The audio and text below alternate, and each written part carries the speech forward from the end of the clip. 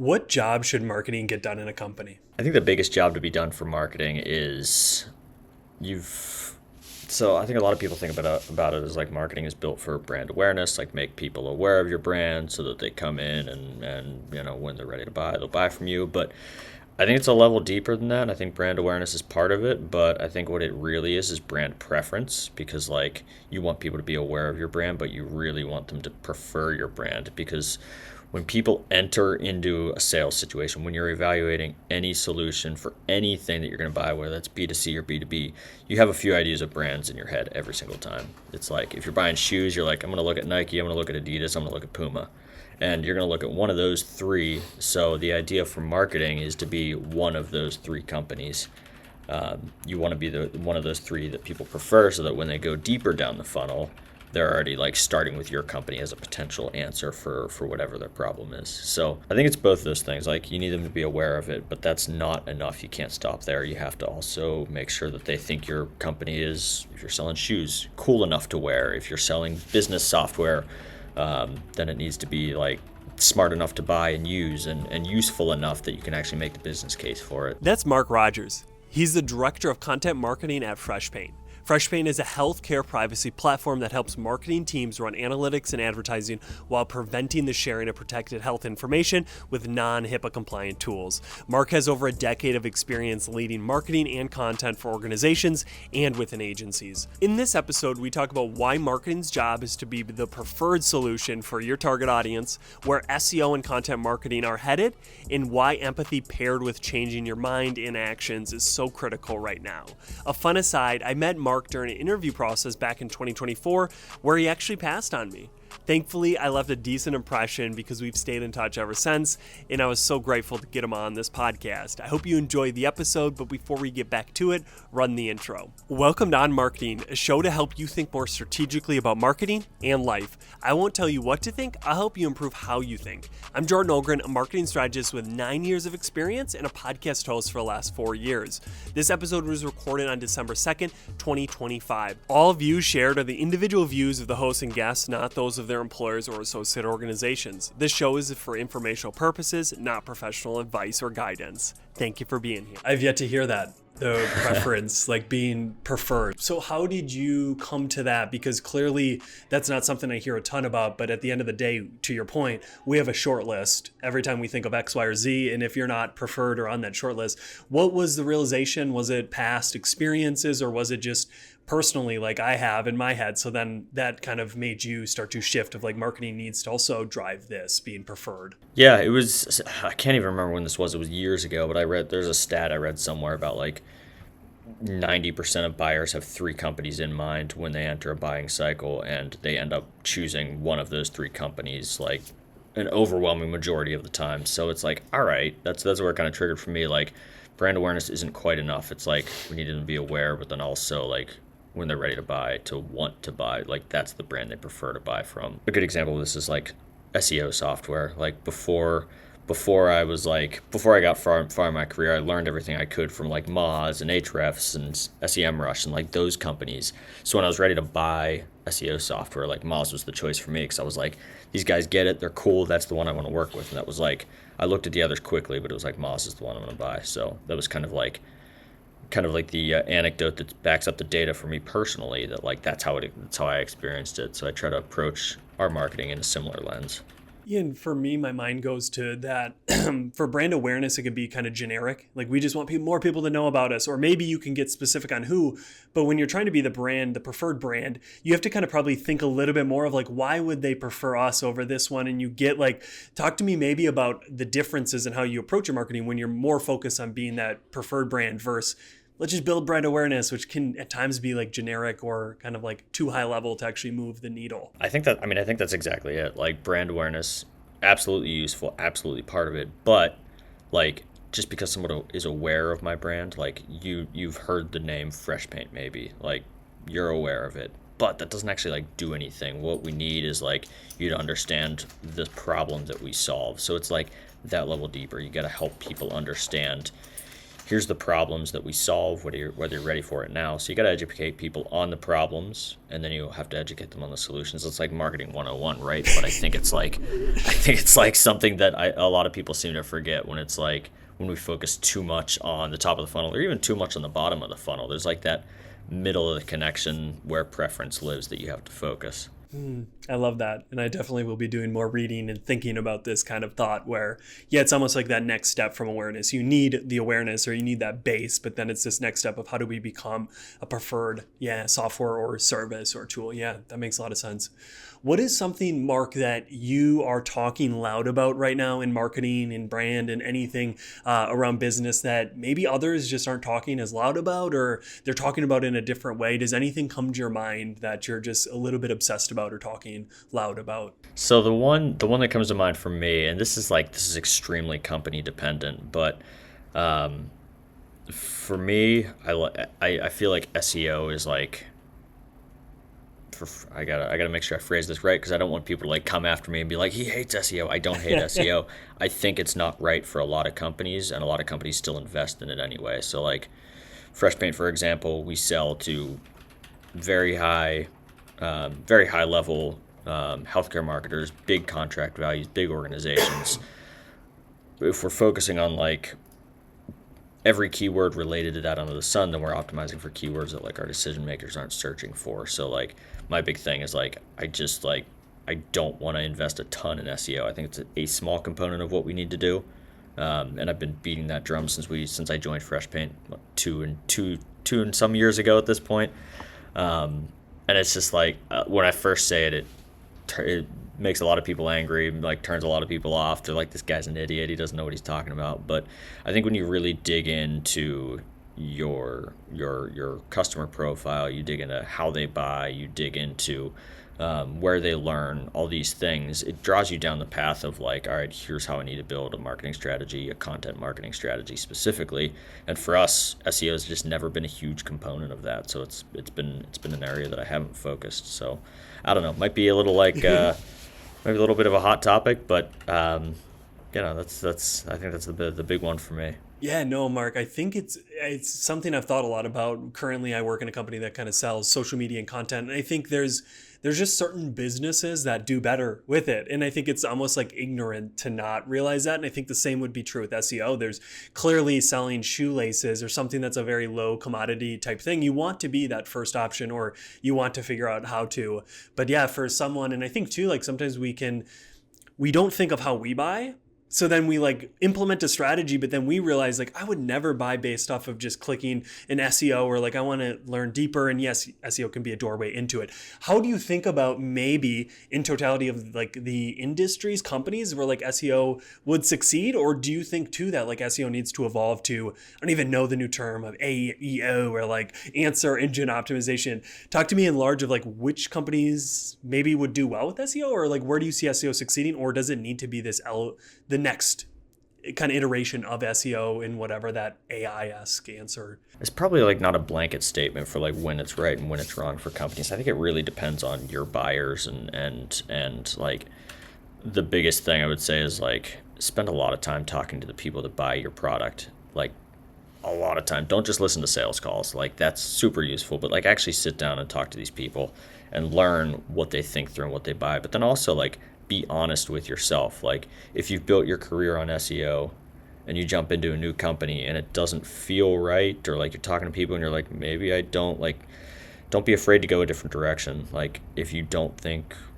I think that's the biggest thing that people miss out on is like they know their playbook and they're going to rerun that play because it's safe, it's comfortable, you've done it before.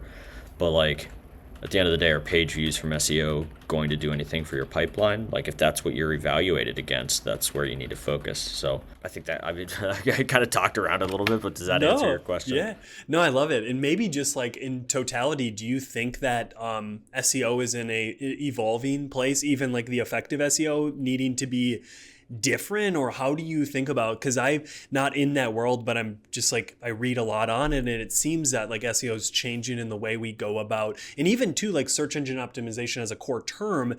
Like TikTok technically can be now an SEO channel where my wife goes there for sourdough recipes or whatever, but that's so nuanced of like, we're being searched there, but like that's not on Google. How do you think about the evolution of SEO? Do you think it is in this kind of phase of evolving to something new, or do you think we just keep calling things different things and it's the same core truth? I think it's a little bit of both, to be honest. Like I think everyone's all talking about AEO right now, and I think there's something to that for sure. Like you want to make sure that, I think this gets back to your buyer though. You want to make sure you're where they're at, so you got to understand what they're doing. If they are using AEO tools or ChatGPT or something like that to find you, then like, all right, we got to figure out how we show up there. So that might be a consideration. It's definitely evolving to some degree, but at the end of the day, like whether the person's using ChatGPT or Google search or whatever it is, what they're doing there is searching a problem, trying to find a solution either way. So like the marketing you create, the content you create should be focused around how do we help our buyers solve those problems. And like I think at the end of the day, and I'm probably being a little naive with ChatGPT, but like at the end of the day, I think if you're doing a good job of like creating content that solves the actual problems your buyers are experiencing, you're going to be relatively successful either way. So I think foundationally similar, probably a lot of nuanced differences that I don't fully understand, and I'm sure people will come after me and be like, "You're an idiot, man. No SEO, no AEO. What are you doing?" But yeah. I think maybe the point that I'm trying to hint at is that it maybe affected other things, like the fact where I read this book, They Ask You Answer. This was a very long time ago by Marcus Sheridan, potentially. And it's just like write answers, blog posts to simple questions. But like now, in my opinion, chat has destroyed that kind of model, because I can just quickly go on like, what is content marketing? How do I do content marketing in my chat, where I'm not going to go to these pages? So maybe it's changed like how we create content, or not focusing so much on like, just like, I don't want to call it dumb content, but sometimes it can just be like overtly simple, where now chat just solves that. So then your content has a new job to be done, quote unquote. But what is that job to be done? And to your point, it's different every company, where then maybe SEO or approaching it makes sense. I just think it's fascinating, this point in which we're kind of at. Content marketing, SEO, all of it seems like it's changing, or just maybe shedding and just getting a new skin or a new name. Yeah, I think you bring up a really good point. Like the kind of like 101 level content that like a lot of people have done before, and like I did a lot of it in my past. Like ChatGPT can answer those basic questions, so like probably don't need to spend a lot of time there. At the same time, like ChatGPT can also very easily create that content that answers those questions. So like, if you're spending hours and hours and hours writing like a project I used to do, like a playbook I used to run relatively commonly, was like, let's build up our version of a Wikipedia, which is like a great like 101 level educational resource for whoever our buyer was, and like worked really well. But ChatGPT can replicate that. It can write it easily now. It can also just answer that easily for you. So if you're spending a ton of hours into something like that, I feel like probably not going to get very far. It's not going to have the impact that you expect, or that it used to. That makes sense, and goes to your point of like, I don't want to say you said burn the playbooks, but you just can't use that old playbook. You need to update them. So that makes a lot of sense. What is something, Mark, before we kind of get to the fun life topic, what is something in marketing, and you might have already touched on it, but something you believed a year ago, 2 years ago, that today, maybe you don't believe something anti that, but you believe something different? AK, what have you kind of changed your mind on in regards to marketing in the last 2-3 years? I think there's an AI answer to this somewhere too, but when AI first hit the scene, like my initial reaction was like, this is gonna like take all of our jobs. It can do everything. It's freaking amazing. And for a while, I spent a lot of time figuring out like, all right, how can I use AI to essentially take my job? I think where it's gone from there is a little bit different. I think it's extremely useful tool, but I don't think it's quite at the place where it can take our jobs yet, which is a good thing. So like, I think a lot of what it does is like give you good superpowers. It can speed things up, but it doesn't necessarily like create the impact that I thought it would 2 years ago, which is probably a good thing. Maybe a lot of people want to hear that.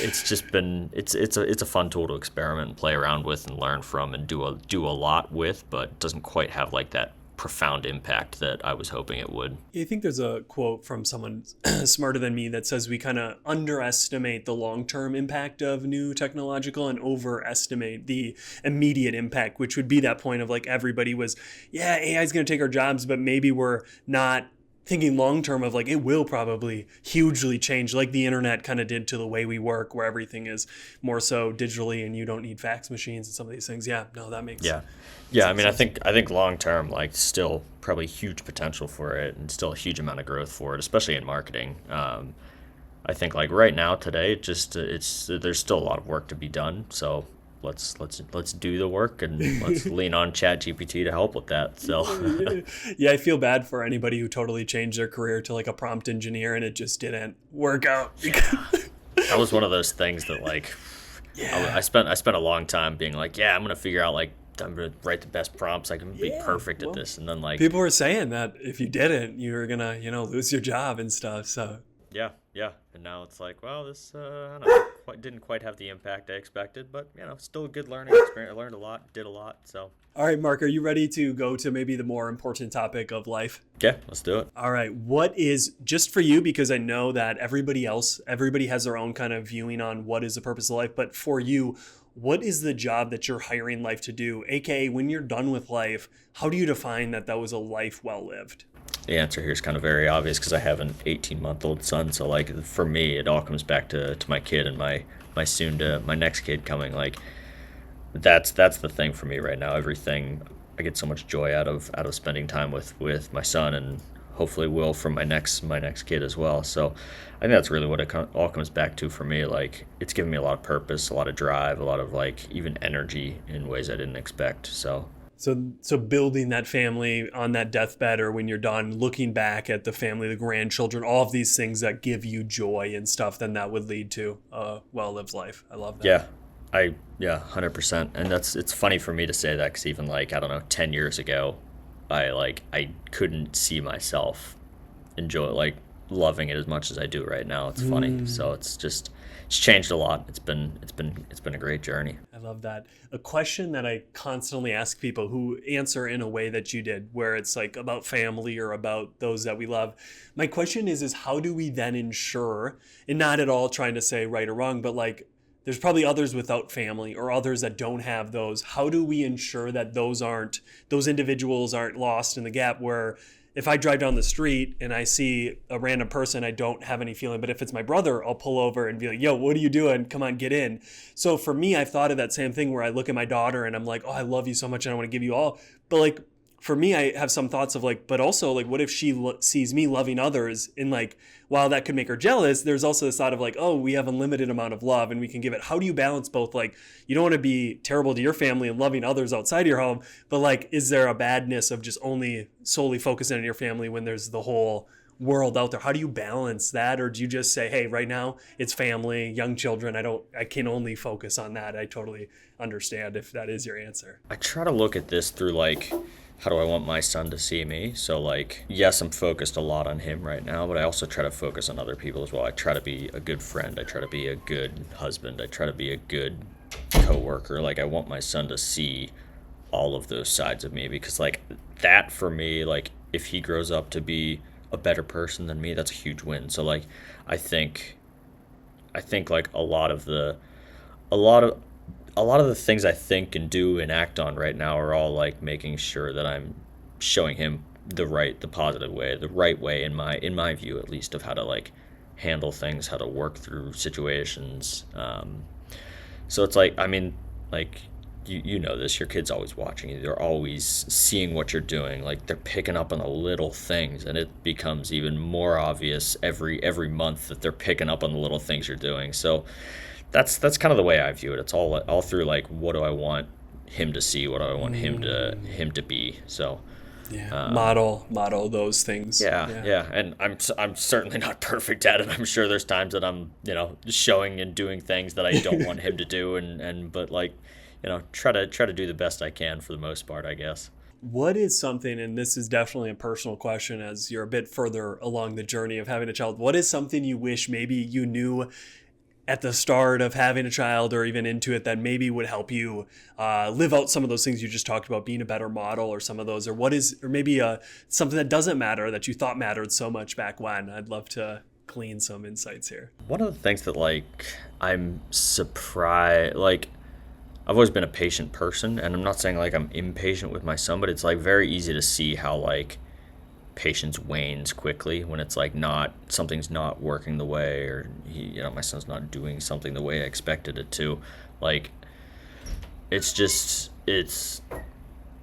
like that side of things has been a little more difficult than I expected, I guess. Yeah, and I think the point of the modeling is that there's a higher bar of not losing your patience, because then that is modeled, or that's kind of soaked into the child of like, oh, it's okay to, almost like culture in an organization, like, oh yeah, I saw dad like have an outburst, like that's normal, where if you're able to model not. So yeah, definitely I feel similarly, patience is like that. I wouldn't have called myself a patient person. I try to be. So I'm not, a little different than you, of like maybe I'm growing in patience versus like you're like, oh wow, look at the differences that patience kind of in certain areas, a lot of it in other areas wanes quickly. Yeah, I feel that. It's been for me, it's been eye-opening in that side, because it's just like it's something that I've always been like, oh, I've got this locked down, I'm so good, I'm so patient, like I can handle anything. And then you just like see like, oh wait a minute, it's like, all right, maybe I'm not, like maybe I need to like slow down a little bit in these situations, or like maybe my impatience is like affected by my stress at work or something like that. Like there's things going on that's shifting my perception, I have a question that I ask mostly almost every guest. It's based on this movie Inception. So if you haven't seen it, I will give a quick brief. Essentially, these people go into people's dreams, incept usually nefarious or kind of not good ideas, so then they sell their company or they give a share to somebody. I'm going to ask the opposite, more of a benevolent angle, as if you could go in the minds of every human on the planet Earth. So think outside of marketing, more on life, and you could incept an idea. So tomorrow, every human on this planet wakes up and the idea you incept, we live out as our own.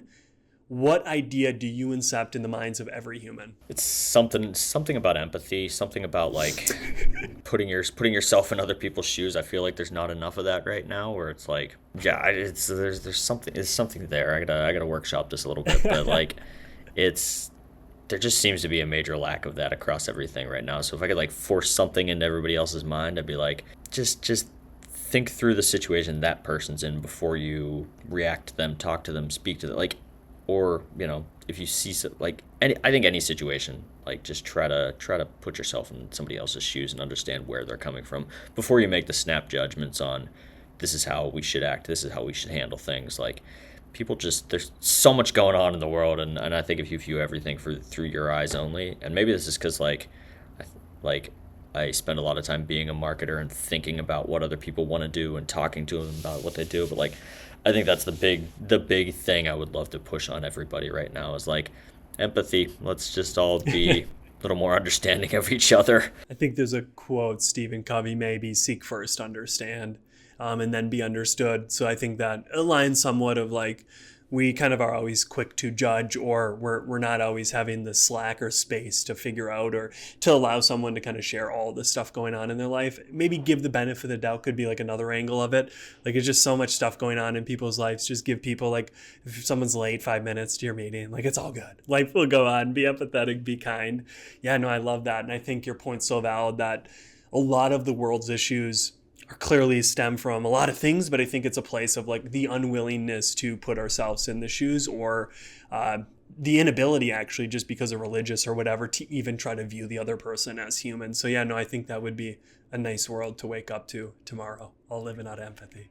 I'd attach to that like empathy, and then like the openness to change your perception once you learn how that person views life, or the background they come from. Because like I think they're like two very closely intertwined things. Like you gotta be open to understanding that people come from different backgrounds, do different things, change their life based on different things. And like I think we're just too quick to judge and assume that the other person's wrong right now. So Yeah, no, I almost, my mind goes to empathy that leads to what is kind of like the thought where if it leads to not compassion or some of those things, then really empathy is a useless tool. I mean, yes, it's valuable to put yourself in the other shoes, but if you're, to your point, not open to actually change my perspective or to see these people as humans, even if they don't maybe align with my religious views, but after talking with someone and seeing their humanity, I'm able to open and change. So I do think it's empathy paired with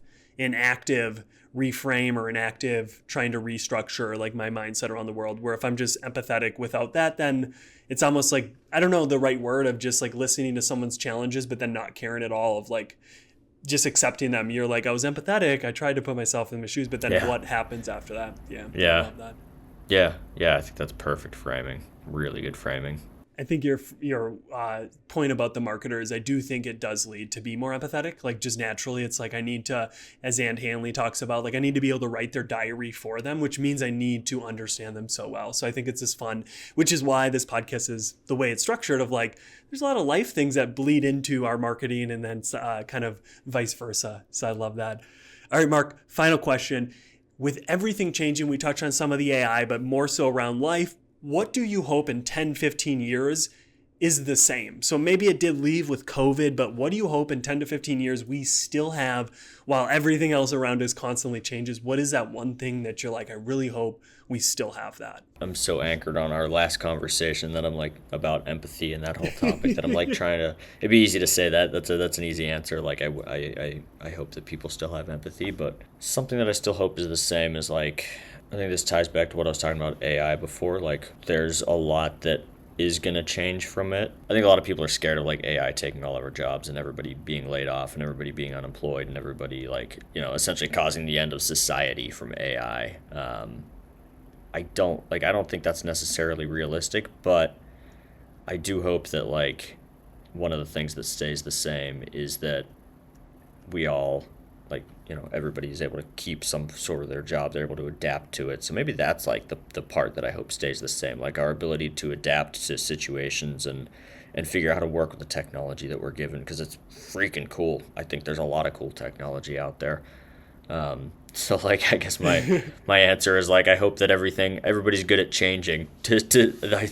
I hope that's the thing that stays the same. We're all good at changing, but I think historically the society has been decent. I mean, COVID even, we were able to change to stay at home. Now, while there's people who can argue positives and negatives for that, we were able to kind of change. So yeah, I do hope that we keep that resilience to change and lean into it, because like the computer and some of these things, they don't go away. We have to figure out how to use them for productivity, but also like satisfaction and joy for society. Yeah, I love that, Mark. It's a great answer. I think it's a lot of times I think about like, so the Industrial Revolution came in and changed the way of life for everybody, but people adapted to it. They figured out how to work in this society, and it led to some good things like the 40-hour work week, for example. Weekends, it's all a result of the Industrial Revolution. So hopefully we're running through something similar like that now, and maybe in 15, 20 years, everybody will be working 4 hours a week and we'll all be hanging out, living a leisure life other than that. So I love that. My mind sadly goes to all the new problems that are created by solving things. Like I know like a lot of, I'm reading a book right now about perfectionists, or it's around like dopamine and addiction. And it's like, we now are more bored than we've ever been, which leads to people using drugs or using pornography or these things where back in the day you work 17 hours. You were dead by the end of the day. You weren't going home and flicking through, whatever. So it is fascinating that, like, to your point, we need to constantly change, because as we solve one problem where it's like, we're only working 40 hours now, it's like, well, we have all this leisure time, and how do we use this productively versus getting into quote unquote trouble? So no, I love your final note here. I hope we stay resilient and able to change together for the greater good of all humans. No, I love that, Mark. Yeah, well, thank you. I think that's it. Thank you so much, man, for coming on. This was a great, fun conversation. I know I could probably go forever, so I appreciate you keeping it somewhat succinct for me. Yeah, I loved it, Jordan. Thanks a lot. I appreciate it. And this is the end of the podcast. What one idea or topic of conversation stood out to you today? Write it down, share it with a friend, post it on social. The main thing is take action. That's how we go from theory to mastery. We need to practice. We need to put it into practice. Thank you for listening and being here, and I hope you tune in next week.